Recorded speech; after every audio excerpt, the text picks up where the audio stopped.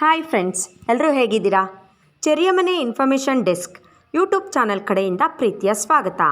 ಸ್ನೇಹಿತರೆ, ಪುರಾತನ ಕಾಲದಿಂದಲೂ ಶಿಲ್ಪಿಗಳ ಕೊಡುಗೆ ಅಪಾರವಾದದ್ದು. ನಮ್ಮ ದೇಶದಲ್ಲಿ ಐತಿಹಾಸಿಕ ಹಿನ್ನೆಲೆಯ ರಾಜರ ಅರಮನೆ, ಕೋಟೆ, ದೇವಸ್ಥಾನ, ಗುಡಿ ಗೋಪುರಗಳನ್ನು ರಾಜರು ನಿರ್ಮಿಸಿದರೆ ಇವುಗಳನ್ನು ನಾನಾ ಶೈಲಿಯಲ್ಲಿ ಕೆತ್ತನೆ ಮಾಡ್ತಕ್ಕಂತಹ ಶಿಲ್ಪಿಗಳು ನಿರ್ಮಾಣಕಾರರಾಗಿದ್ದಾರೆ. ಶಿಲ್ಪಿಗಳು ಶಿಲೆಗಳ ಮೂಲಕ ಅವರದೇ ಆದ ಕಲ್ಪನೆ ಮತ್ತು ವಿನ್ಯಾಸದಲ್ಲಿ ಕೆತ್ತನೆಯನ್ನು ಮಾಡ್ತಾರೆ. ಫ್ರೆಂಡ್ಸ್, ಈ ಪೀಠಿಕೆ ಯಾಕೆ ಅಂದರೆ ನಾವಿಂದು ವಿಡಿಯೋ ಮಾಡ್ತಾ ಇರೋದು ಶಿಲ್ಪಿಯೋರ್ವರ ಬಗ್ಗೆ. ಸ್ನೇಹಿತರೆ, ಈ ಕಲಾಕಾರರ ಹೆಸರು ಮಂಜುನಾಥ್ ಆಚಾರ್ಯ ಅಂತ. ಕೊಡಗು ಜಿಲ್ಲೆಯ ಸೋಮವಾರಪೇಟೆ ತಾಲೂಕಿನ ಬಿಟಿಕಟ್ಟೆ ಗ್ರಾಮದಲ್ಲಿ ನೆಲೆಸಿರುವ ಕಾರ್ಕಳ ಮೂಲದ ಮಂಜುನಾಥ ಆಚಾರ್ಯ ಅವರು ಹಲವಾರು ವರ್ಷಗಳಿಂದ ಶಿಲೆಗಳಿಂದ ದೇವಸ್ಥಾನ, ಗುಡಿಗೋಪುರಗಳಿಗೆ ದೇವರ ವಿಗ್ರಹ, ಹಾಗೆ ಬಗೆ ಬಗೆಯ ದೇವರ ಮೂರ್ತಿಯೂ ಸೇರಿದಂತೆ ಕುವೆಂಪು ಇನ್ನೂ ಮುಂತಾದ ಕವಿಗಳು, ಮಹಾನ್ ವ್ಯಕ್ತಿಗಳ ಪ್ರತಿಮೆಗಳನ್ನು ಕೆತ್ತನೆ ಮಾಡ್ತಿದ್ದಾರೆ. ಶಿಲ್ಪಶಾಸ್ತ್ರದಲ್ಲಿ ಅಧ್ಯಯನ ಮಾಡಿರುವ ಮಂಜುನಾಥ ಆಚಾರ್ಯ ಅವರು ಅವರದೇ ಆದ ಕಲ್ಪನೆ ಮತ್ತು ವಿನ್ಯಾಸದಲ್ಲಿ ರಾಜಲಕ್ಕಾರದ ಮೂರ್ತಿಗಳನ್ನು ಕೆತ್ತನೆ ಮಾಡಿದ್ದಾರೆ. ಮಂಜುನಾಥ್ ಆಚಾರ್ಯ ಅವರು ಬಹು ಬೇಡಿಕೆ ಇರುವ ಕೊಡಗಿನ ಏಕೈಕ ಶಿಲ್ಪಿಯಾಗಿದ್ದಾರೆ.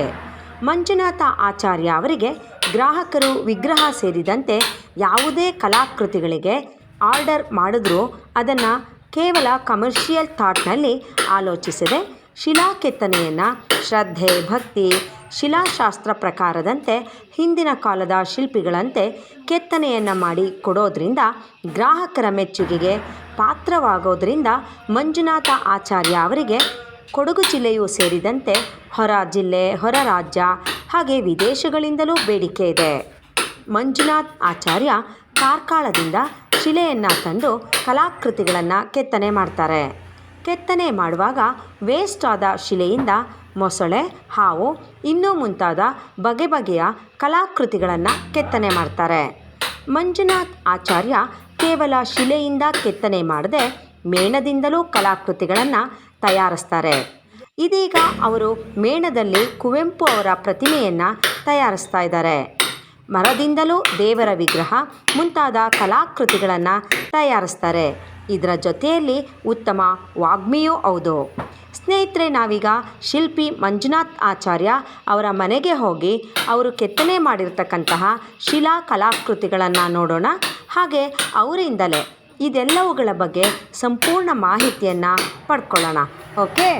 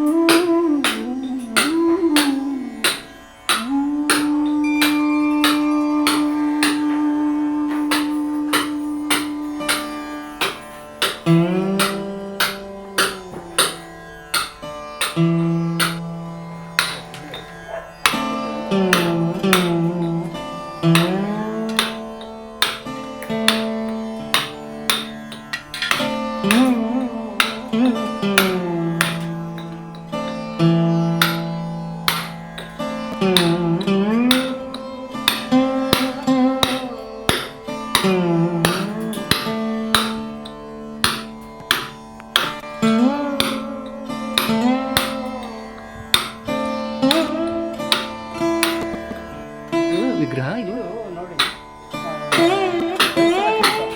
ಓಕೆ. ಹೊಯ್ಸಳರ ಕಾಲದಲ್ಲಿ ಇದ್ದಂಥ ಏನು ಗಜಪಡೆ ಏನಿತ್ತು ಅದರಲ್ಲಿ ಒಂದು ಶೈಲಿ, ಪ್ರತ್ಯೇಕವಾಗಿ ಇದು ಹೊಯ್ಸಳ ಶೈಲಿ ಅಂತಲೇ ಹೇಳ್ಬೋದು. ಅದರಲ್ಲಿ ಮಾತ್ರ ಇಷ್ಟು ಅಲಂಕಾರಪೂರ್ವಕವಾಗಿ ಒಂದು ಆನೆಯನ್ನು ಚಿತ್ರಣ ಮಾಡಲಾಗ್ತದೆ. ನಮಗೆ ಆ ಟ್ರೆಡಿಷನ್ ಅಥವಾ ಆ ಸಂಪ್ರದಾಯವನ್ನು ಉಳಿಸ್ಕೊಳ್ಳೋ ನಿಟ್ಟಿನಲ್ಲಿ ಇದನ್ನು ಈ ಥರದನ್ನು ಮಾಡಬೇಕು ಅಂತ ಹೇಳಿ ನಾವು ನಿರ್ಧಾರ ಮಾಡಿದ್ವಿ. ಆದರೆ ಇದನ್ನು ಈ ಹಂತದಲ್ಲಿ ಇನ್ನೂ ಅದು ಪರಿಸ್ಥಿತಿ ಪೂರ್ಣ ಆಗಲಿಲ್ಲ. ಆದರೂ ಸಹ ನನ್ನ ಅಮೆರಿಕೆಯ ಒಬ್ಬರು ಏನು ಕಸ್ಟಮರ್ ಗಿರಾಕಿ ಇದ್ದಾರೆ, ಅವರು ಅದನ್ನು ಬೇಕೇ ಬೇಕು ಅಂತ ಹೇಳಿದ್ದಾರೆ. ಇದೆಲ್ಲ ಪರಿಪೂರ್ಣ ಮುಗಿಬೇಕಂತ ಹೇಳಿ ಆದರೆ ಏನಿಲ್ಲ ಅಂದರೆ ಇನ್ನೊಂದು 2 ರಿಂದ 2.5 ತಿಂಗಳು ಸಮಯ ತಗೊಳ್ತದೆ. ಆಮೇಲೆ ಇದು ಇನ್ನೂ 1 ಅಡಿ ಅಂತ ಹೇಳ್ತೇವೆ. ದೈವಗಳಿಗೆ, ದೇವತೆಗಳಿಗೆ ಬಿಂಬ ಅಥವಾ ರೂಪಕಲ್ಪನೆ ಇಲ್ಲದೆ, ಮನುಷ್ಯನ ರೂಪದ ಕಲ್ಪನೆ ಇಲ್ಲದೆ ಒಂದು ಆರಾಧನೆಯನ್ನು ಮಾಡ್ತೀನಿ ಅಂತ ಹೇಳಿ ಆದರೆ ಈ ರೀತಿಯಾದಂಥ ಕಲ್ಲುಗಳನ್ನು ಅಥವಾ ಪದ್ಮಶಿಲೆಯನ್ನು ಉಪಯೋಗಿಸ್ತಾರೆ. ಇದರಲ್ಲೇ ಆಯದ ಕಲ್ಲು ಅಂತ ಹೇಳಿ ಚಚ್ಚೌಕವಾದಂಥ ತುಳಸಿ ಕಟ್ಟೆ, ಇಲ್ಲಿದ್ದ ನಂತರ ಕೆಳಗೆ ಬೇರೆ ಪೀಸ್, ಇಲ್ಲಿನ ನಂತರ ಬರ್ತದೆ. ಇದು ಸಾಮಾನ್ಯವಾಗಿ ಎಲ್ಲರೂ ಉಪಯೋಗಿಸುವಂಥದ್ದು, ಮನೆಯಲ್ಲಿ ಉಪಯೋಗಿಸುವಂಥದ್ದು. ಇದೆಲ್ಲ ನಮಗೆ ಅನುಕೂಲ ಸಂಯುಕ್ತ, ಅಂದರೆ ಒಂದಷ್ಟು ಖುಷಿಗೆ ಬೇಕಾಗಿ, ಅಲಂಕಾರಕ್ಕೆ ಬೇಕಾಗಿ ಮಾಡ್ಕೊಳ್ಳುವಂಥ ಆರ್ಡ್ರ್ ಅಲ್ಲಲ್ಲ, ಇದು ಪ್ರತ್ಯೇಕ ಪೀಸ್. ವೇಸ್ಟ್ ಇರುತ್ತಲ್ಲ. ಹೌದೌದು, ನಮ್ಮಲ್ಲಿ ಯಾವುದಕ್ಕೂ ಬಾರದೇ ಇರತಕ್ಕಂಥ ಕೆಲವು ಇದರಲ್ಲಿ ಕಲಾವಿದನಿಗೆ ಸ್ಫೂರ್ತಿ ಬರ್ತಾ ಇರ್ತದೆ. ಒಂದು ವಿಗ್ರಹವನ್ನು ಮಾಡಬೇಕು, ಈ ರೀತಿಯಾದನ್ನು ಮಾಡಬೇಕು, ಈ ರೀತಿಯಾದ ಒಂದು ವಿಗ್ರಹವನ್ನು ಕೆತ್ತಿ ಅವನ ಅದರ ಸುಖವನ್ನು ಅನುಭವಿಸಬೇಕು ಅನ್ನೋದು ಆತನ ಬೆಳೀತಾ ಇರ್ತದೆ. ಅವರು ಮಾಡಬೇಕು. ಇದು ಜೈನ ನಮ್ಮ ಬುದ್ಧ ಪರಂಪರೆಯಲ್ಲಿ ಒಬ್ಬರು ಸನ್ಯಾಸಿ, ಅವರು ಮಹಾಸಿದ್ಧ ವಿರೂಪ ಅಂತ ಹೇಳಿ ಮಾತ್ರ. ಇದು ಡೆಲ್ಲಿಯಲ್ಲಿ ಇದರ ಪೂರ್ತಿ ವಿಗ್ರಹ ಇದೆ. ಇವರು ಮುಖವನ್ನು ಮಾತ್ರ ಮಾಡಿಕೊಡಿ ಅಂತ ಹೇಳಿದ್ದಾರೆ. ಹಾಗೆ ಇದು ನಮ್ಮ ಕೋವಿಡ್ನ ಸಂದರ್ಭದಲ್ಲಿ ಇದು ನನ್ನ ಸ್ವಂತ ಕಲ್ಪನೆ. ಇದು ಹೊಯ್ಸಳ ಶೈಲಿಯಲ್ಲಿ ಎಲ್ಲಿಯೂ ಸಹ ಇಲ್ಲ.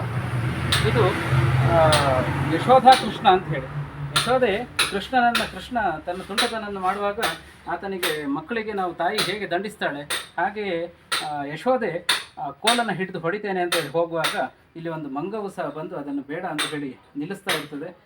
ಆ ಒಂದು ಕಲ್ಪನೆ ವೆರಿ ಯೂನಿಕ್ ಪೀಸ್.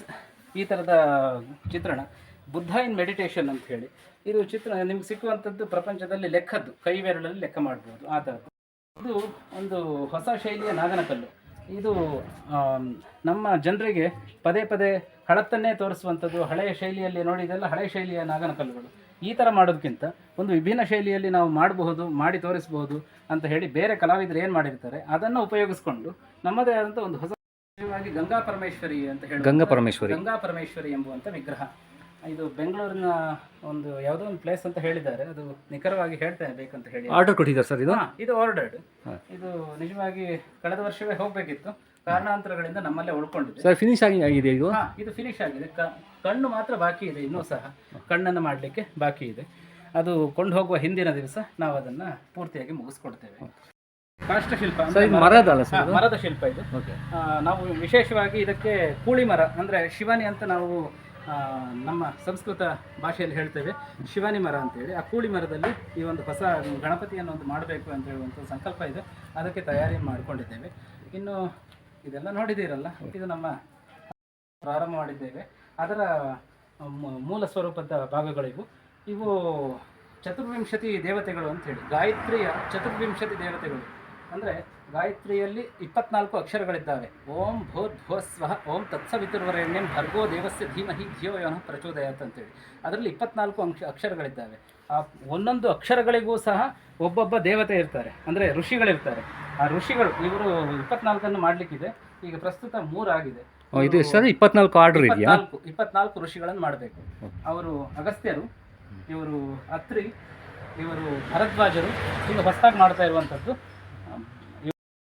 ಹಣಕ್ಕೋಸ್ಕರ ದುಡಿದ್ರೆ ಅದು ಅವನಿಗೆ ಶ್ರೇಯಸ್ಸನ್ನಾಗಲಿ ಅಥವಾ ಕೀರ್ತಿಯನ್ನಾಗಲಿ ಅಥವಾ ಆತ್ಮತೃಪ್ತಿಯನ್ನಾಗಲಿ ತಂದುಕೊಡೋದಿಲ್ಲ. ಹಾಗಾಗಿ ಆತ ನೋಡುವಂಥ ಪ್ರತಿಯೊಂದರಲ್ಲಿಯೂ ಸಹ ಕಲೆ ಕಾಣಿಸ್ತಾ ಇರ್ತದೆ. ಅವ ನೋಡುವಂಥ ಒಂದು ನಾಯಿ ಮರಿಯಲ್ಲಾಗಬಹುದು, ಆನಂತರ ಅವನು ಮಾಡುವಂಥ ಕೆಲಸದಲ್ಲಾಗ್ಬೋದು, ಒಂದು ಹೂವಿನ ಬಳ್ಳಿಯನ್ನು ನೋಡಿದಾಗಲೂ ಕೂಡ ಅವನಿಗೆ ಕಲೆ ಕಾಣಿಸ್ತಾ ಇರ್ತದೆ. ಸರಸ್ವತಿ ಎಂಬುವಂಥವಳು ಅಲ್ಲಿಂದ ಹೇಳ್ತಾ ಇರ್ತಾಳೆ, ಬೇಡಿ ಯಾರು ಅಂತ ಪರಿಚಯ ಮಾಡಿಸ್ಬೇಕಂತಿಲ್ಲ. ಕುವೆಂಪು ರಾಷ್ಟ್ರಕವಿ, ನಮ್ಮ ಹೆಮ್ಮೆಯ ಕನ್ನಡದ ಪುತ್ರ ಕುವೆಂಪುರವರದ್ದು ಮೇಣದ ಪುತ್ಥಳಿ. ಇದು ಮೇಣದ ಸರ್? ಮೇಣದ ಪುತ್ಥಳಿ. ನಿಜವಾಗಿ ಇದರದ್ದು ಅವರ ಲೈಫ್ ಸೈಜ್ ಅಂದರೆ ಜೀವಿತ ಎತ್ತರದ ಒಂದು ಬಿಂಬವನ್ನು ಇಲ್ಲೇ ಮಾಡಿಕೊಟ್ಟು ಮೇಣದ ಮಾಡಿದ್ದು ಅಂತ ಹೇಳ್ತೇವೆ, ಮೇಣದಿಂದ ಅಂತೇಳಿ.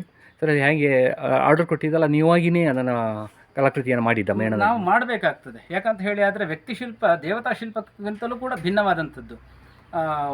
ಒಂದೇ ತಾಯಿಗೆ 2 ಮಕ್ಕಳು ಹುಟ್ಟಿದರೂ ಕೂಡ ಅದು ಅವಳಿ ಮಕ್ಕಳು ಆದರೂ ಕೂಡ ಅದರಲ್ಲಿ ವ್ಯತ್ಯಾಸ ಇರ್ತದೆ. ಹಾಗಿರುವಾಗ ವ್ಯಕ್ತಿಯನ್ನು ವ್ಯಕ್ತಿಯಾಗಿ ಚಿತ್ರಣ ಮಾಡಬೇಕು ಅಂತ ಹೇಳಿದರೆ ಮೊದಲು ನಾವು ಅದನ್ನು ಪ್ರಾಕ್ಟೀಸ್ ಮಾಡಬೇಕಾಗ್ತದೆ. ಒಂದು ರೀತಿ ಅವರ ಭಾವಚಿತ್ರಗಳನ್ನೆಲ್ಲವನ್ನು ಅಧ್ಯಯನ ಮಾಡಿ ನಂತರ ಒಂದು ಮೇಣದ ಕಲಾಕೃತಿಯನ್ನು ನಾವು ತಯಾರು ಮಾಡಲಾಗ್ತದೆ. ಈ ಮೇಣದ ಕಲಾಕೃತಿಯಲ್ಲಿ ಏನಪ್ಪ ನಮಗೆ ಪ್ಲಸ್ ಅಂತ ಹೇಳಿ ಆದರೆ ನಮಗೆ ಇರುವ ಜಾಸ್ತಿ ಇದೆ ಅಂತ ಹೇಳಿದ್ರೆ ತೆಗಿಬೋದು, ಮತ್ತೆ ಮೇಕೆ ಅಂಟಿಸ್ಬೋದು. ಸೊ ನಮಗೆ ಮೊದಲು ಇದು ಅಧ್ಯಯನ ಮಾಡಲಿಕ್ಕೆ ಸುಲಭ ಆಗ್ತದೆ. ಹಾಗಾಗಿ ಶಿಲ್ಪಿ ಆದಂಥವನಿಗೆ ಅದು ಗೊತ್ತಿರಬೇಕು ಮೇಣದಲ್ಲಿ ಮಾಡುವಂಥದ್ದು. ಸೊ ಇದನ್ನು ಅವರು ತುಂಬ ಒಪ್ಪಿಕೊಂಡ್ರು, ಯಾರು ಕಮಿಟಿಯವರು ಮಾಡಿಸಿದ್ರು ಅವರು ತುಂಬ ಒಪ್ಪಿಕೊಂಡ್ರು. ಮತ್ತು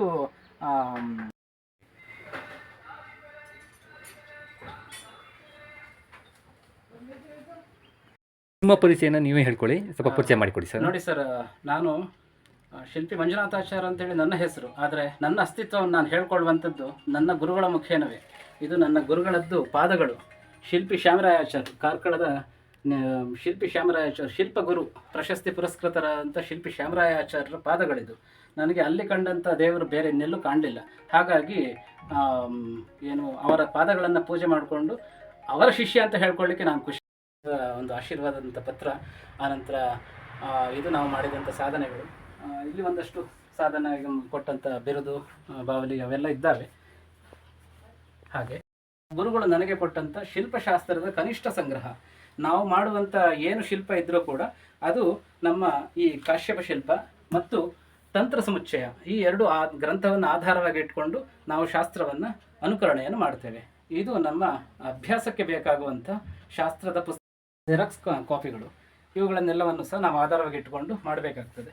ಒಬ್ಬ ಶಾಸ್ತ್ರೋಕ್ತ ಶಿಲ್ಪಿ ಅಂತ ಹೇಳಿ ಆದರೆ ಯಾವುದೇ ಒಂದು ಶಿಲ್ಪಶಾಸ್ತ್ರವನ್ನು ಅಧ್ಯಯನ ಮಾಡಿ ನಿಮಗೆ ಆಗಲೇ ಪರಿಚಯ ಮಾಡಿಸಿದ ಹಾಗೆ ನೋಡಿ, ಇದು ವ್ಯಕ್ತಿ ಶಿಲ್ಪಕ್ಕೆ ಸಂಬಂಧಿಸಿದಂಥದ್ದು. ಇದು ರಾಮಪ್ಪ ಪೂಂಜ ಅಂತ ಹೇಳಿ ಒಬ್ಬರು ಏನು ನಮ್ಮ ಹೆಸರು ಮಾಡಿದಂಥ ಮಡಿಕೇರಿಯ ಒಬ್ಬ ಗಣ್ಯ ವ್ಯಕ್ತಿಯ ಪುತ್ಥಳಿಯನ್ನು ಮಾಡಬೇಕಾಗಿದೆ. ಅವರ ಒಂದು ಭಾವಚಿತ್ರಗಳನ್ನು ಈಗ ನಾವು ಅಧ್ಯಯನ ಮಾಡ್ತಾ ಇದ್ದೇವೆ. ಇದನ್ನು ನಂತರ ಮೇಣದಲ್ಲಿ ಮಾಡಿಕೊಂಡು ನಂತರ ಅದನ್ನು ಕಲ್ಲಿಗೆ ತರ್ಜುಮೆಯನ್ನು ಮಾಡ್ತೇವೆ.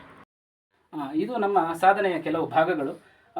ನಾವು ಯುನೆಸ್ಕೋ ಅಂದರೆ ಏನು ವಿಶ್ವಸಂಸ್ಥೆ ಅಂತ ಏನು ಹೇಳ್ತೇವೆ, ವಿಶ್ವಸಂಸ್ಥೆಯ ಡಾಕ್ಯುಮೆಂಟ್ರಿ ಆರ್ಟಿಸ್ಟ್ ಆಗಿ ನಾನು ಕೆಲಸ ಮಾಡಿ 3 ಕಮ್ಮಟಗಳಲ್ಲಿ ಕೆಲಸ ಮಾಡಿರೋದ್ರಿಂದ ಆ 3 ಕಮ್ಮಟಗಳಲ್ಲಿ ಕೊಟ್ಟಂಥ ಪ್ರಮಾಣ ಪತ್ರಗಳು, ಆನಂತರ ಸಂಸ್ಕೃತದಲ್ಲಿ ನಾನು ಆಗ ಅನೌಪಚಾರಿಕ ಅಂದರೆ ವಾಜಪೇಯಿಯವರ ಕಾಲದಲ್ಲಿ ಅನೌಪಚಾರಿಕ ಸಂಸ್ಕೃತ ಶಿಕ್ಷಣ ಪದ್ಧತಿ ಅಂತ ಹೇಳಿ ನಡೀತಾ ಇತ್ತು. ಆಗ ನಾನು ಸಂಸ್ಕೃತ ದ್ವಿತೀಯದಲ್ಲಿ ಕರ್ನಾಟಕಕ್ಕೆ ನಾನು ಮೊದಲನೇ ರ್ಯಾಂಕ್. ಕಲ್ಲುಗಳು ನಾವು ಉಪಯೋಗಿಸ್ತಕ್ಕಂಥ ಇದು ಕಾರ್ಕಳದ ಶುದ್ಧ ನೆಲ್ಲಿಕಾರು ಶಿಲೆ. ಕಾರ್ಕಳದ ನೆಲ್ಲಿಕಾರು ಶಿಲೆ. ನೆಲ್ಲಿಕಾರು. ಕಾರ್ಕಳದ ಶಿಲೆ ಅಂದ್ರೆ ಬೇರೆ, ಕಾರ್ಕಳದ ನೆಲ್ಲಿಕಾರು ಶಿಲೆ ಅಂದ್ರೆ ಮಾನ್ಯತೆ ಬೇರೆ. ನಾವು ಮೊದಲು ಉಂಡೆ ಕಲ್ಲುಗಳನ್ನೆಲ್ಲ ನೋಡಿ ಪಾಣಿಪೀಠ ದೇವತಾ ವಿಗ್ರಹಗಳಿಗೆ ಯಾಕಂತ ಹೇಳಿ ಆದರೆ ಶಾಸ್ತ್ರದಲ್ಲಿ ಹೇಳಿದೆ, ಅರ್ಚಾಮೂರ್ತಿ ಸ್ಮೃತಕೃಷ್ಣ ಪಿಂಡಿಕಾ ಕಮಲಾಲಯ ಅಂತ ಹೇಳಿದೆ. ಅರ್ಚಾಮೂರ್ತಿ ಸ್ಮೃತಕೃಷ್ಣ ಪಿಂಡಿಕಾ ಕಮಲಾಲಯ. ಅರ್ಚನೆ ಮಾಡುವಂಥ ಪ್ರತಿಯೊಂದು ಮೂರ್ತಿಗೆ ಕಮಲದ ವ್ಯತ್ಯಾಸ ಇದೆಯಾ? ಕಲ್ಲುಗಳಲ್ಲಿ ಲಿಂಗಭೇದ ಇದೆ. ಅದು ನಮಗೆ ಶಿಲ್ಪಿ ಆದಂಥವನಿಗೆ ಅದು ಗೊತ್ತಿರಬೇಕು. ನಾವು ಶಿಲೆಯನ್ನು ಆಯ್ಕೆ ಮಾಡಿಕೊಳ್ಳುವಾಗ ಒಂದು ಗಂಡು ವಿಗ್ರಹವನ್ನು ಕೆತ್ತೇವೆ ಅಂತ ಹೇಳಿ ಆದರೆ ಗಂಡು ಶಿಲೆ, ಹೆಣ್ಣು ವಿಗ್ರಹವನ್ನು ಕೆತ್ತೇವೆ ಅಂತ ಹೇಳಿ ಆದರೆ ಹೆಣ್ಣು ಶಿಲೆ ಅಂದರೆ ಸ್ತ್ರೀ ಶಿಲೆ. ಅಥವಾ ಪಾಣಿಪೀಠಕ್ಕೆ, ಈಗ ನೀವೇನು ನೋಡಿದ್ದೀರಿ ಪಾಣಿಪೀಠ ಅಂತ ನೋಡಿದ್ರಿ, ಆ ಒಂದು ಪಾಣಿಪೀಠವನ್ನು ಕೆತ್ತಬೇಕು ಅಂತ ಹೇಳಿದರೆ ಅದನ್ನು ನಪುಂಸಕ ಶಿಲೆಯಲ್ಲೇ ನಾವು ಕೆತ್ತಬೇಕು ಅಂತ ಹೇಳಿ ಉಂಟು. ಅಂದರೆ ಸ್ವಲ್ಪ ಕಟ್ ಮಾಡಿಕೊಳ್ಳಿ. ಅಂದರೆ ಪುರುಷ ವಿಗ್ರಹವನ್ನು ಕೆತ್ತಬೇಕು ಅಂದರೆ ಪುರುಷ ಶಿಲೆಯಲ್ಲಿಯೂ, ಸ್ತ್ರೀ ವಿಗ್ರಹವನ್ನು ಕೆತ್ತಬೇಕು ಅಂತ ಹೇಳಿ ಆದರೆ ಸ್ತ್ರೀ ಶಿಲೆಯಲ್ಲಿಯೂ, ನಂತರ ಅದರ ಪಾಣಿಪೀಠವನ್ನು ಅದಕ್ಕೆ ತದ್ವಿರುದ್ಧವಾಗಿ ಹಾಕಬೇಕಾಗ್ತದೆ. ಕಾಂಟ್ರಾಸ್ಟ್ ಅಂತ ನಾವು ಏನು ಹೇಳ್ತೀವಿ, ಪುರುಷ ವಿಗ್ರಹ ಅದೇ ಅದಕ್ಕೆ ಸ್ತ್ರೀ ಶಿಲೆಯಲ್ಲಿ ಪಾಣಿಪೀಠವನ್ನು ಮಾಡಬೇಕಾಗ್ತದೆ. ಅದರ ಕೆಳಗೆ ನಪುಂಸಕ ಶಿಲೆ ಅಂತ ಹೇಳ್ತದೆ. ಅಂದರೆ ಅರ್ಥ ಏನಂತ ಹೇಳಿ ಆದರೆ ನಮ್ಮ ಹಿಂದಿನವರು ಋಷಿಗಳು ಹೇಳಿರೋ ಪ್ರಕಾರ ಯಾವುದೇ ಮನುಷ್ಯ ಪರಿಪೂರ್ಣವಾದ ಗಂಡಸು ಆಗಿರಲಿಕ್ಕೆ ಸಾಧ್ಯ ಇಲ್ಲ. ಮಾಡಿಕೊಡಿ ಸರ್ ನಿಮ್ಮ ಫ್ಯಾಮಿಲಿ. ಇದು ನೋಡಿ, ನನ್ನ ತಂದೆ ಮತ್ತು ಇದು ನನ್ನ ತಾಯಿ. ನಾನು ಕೊಡಗಿನಲ್ಲಿ ಬಂದು ನನ್ನ ಈ ಶಿಲ್ಪ ಕೇಂದ್ರವನ್ನು ಈ ಹಂತದವರೆಗೆ ಇನ್ನೂ ಉಳಿಸ್ಕೊಂಡಿದ್ದೇನೆ, ಬೆಳೆಸ್ತಾ ಇದ್ದೇನೆ ಅಂತ ಹೇಳಿ ಕಾರಣ ಆದರೆ ಅದು ನನ್ನ ತಂದೆ ಮತ್ತು ತಾಯಿ. ಸರ್, ನೀವು ಬೇರೆಯವ್ರನ್ನ ಈ ಕೆಲಸ ಮಾಡಬೇಕಾದ್ರೆ ಕರ್ಕೊಳ್ತೀರಾ, ಅಲ್ಲ ನಿಮ್ಮ ತಂದೆ ನೀವು ಇಬ್ಬರು ಸೇರಿ ಮಾಡೋದು ಹೇಗೆ ಸರ್? ಇಲ್ಲ, ನಮಗೆ ನಮ್ಮ ವ್ಯಾಪ್ತಿಗೆ ಎಷ್ಟು ಕೆಲಸ ಮಾಡಲಿಕ್ಕೆ ಸಾಧ್ಯತೆ ಉಂಟು ಅಷ್ಟು ಕೆಲಸವನ್ನು ನಾವು ವಹಿಸಿಕೊಳ್ತೇವೆ. ಅದಕ್ಕಿಂತ ದೊಡ್ಡ ಕೆಲಸ ಮಾಡಬೇಕು ಅಂತ ಹೇಳಿ ಆಗುವಾಗ ನಮ್ಮ ಕಾರ್ಕಳದಿಂದಲೋ ಅಥವಾ ಬೇರೆ ಕಡೆಯಿಂದಲೋ ಜನವನ್ನು ಕರೆದು ಅವರಲ್ಲಿ ಕೆಲಸವನ್ನು ಮಾಡಿಸಿ ಮುಂದೆ ತಗೊಂಡು ಹೋಗ್ತೇವೆ. ಸರ್ ಇಲ್ಲಿ ಯಾರು ಯಾರು ಶಿಲ್ಪಿಗಳಿಲ್ಲ ಕಲಿಯುವಂಥವರಿಲ್ಲ. ನಮ್ಮ ಈಗ ಇದು 16ನೇ ವರ್ಷ ಚಾಲ್ತಿಯಲ್ಲಿದೆ ಈ ಒಂದು ಕೆಲಸ. ಆದರೆ ಈವರೆಗೆ ಯಾರು ಸಹ ಕಲಿಯುವಂಥವ್ರು ಸಿಕ್ಕಿಲ್ಲ. ನಿಮಗೆ ಆರ್ಡರ್ ಕಲಾಕೃತಿಯ ಆರ್ಡರ್ ಎಲ್ಲಿಂದೆಲ್ಲ ಬರುತ್ತೆ ಸರ್? ನಾವು ಕಲಾವಿದನಿಗೆ ಎಲ್ಲೇ ಇಲ್ಲ, ಹಾಗಾಗಿ ಭಾರತವನ್ನು ದಾಟಿ ಹೊರದೇಶಗಳಿಂದಲೂ ಸಹ ನನಗೆ ನನ್ನ ಕಲಾಕೃತಿಗಳಿಗೆ ಬೇಡಿಕೆ ಇದೆ. ಸ್ನೇಹಿತರೆ, ವಿಡಿಯೋ ನೋಡಿದ್ರಲ್ಲ, ಹೇಗನ್ನಿಸ್ತು? ಕಮೆಂಟ್ ಮಾಡಿ, ಲೈಕ್ ಮಾಡಿ, ಹಾಗೆ ಚೆರಿಯಮನೆ ಇನ್ಫಾರ್ಮೇಷನ್ ಯೂಟ್ಯೂಬ್ ಡೆಸ್ಕ್ ಚಾನಲನ್ನು ಸಬ್ಸ್ಕ್ರೈಬ್ ಮಾಡಿ. ಮುಂದಿನ ವಿಡಿಯೋದಲ್ಲಿ ಮತ್ತೆ ಭೇಟಿ ಆಗ್ತೀವಿ. ನಮಸ್ಕಾರ, ಬಾಯ್ ಬಾಯ್.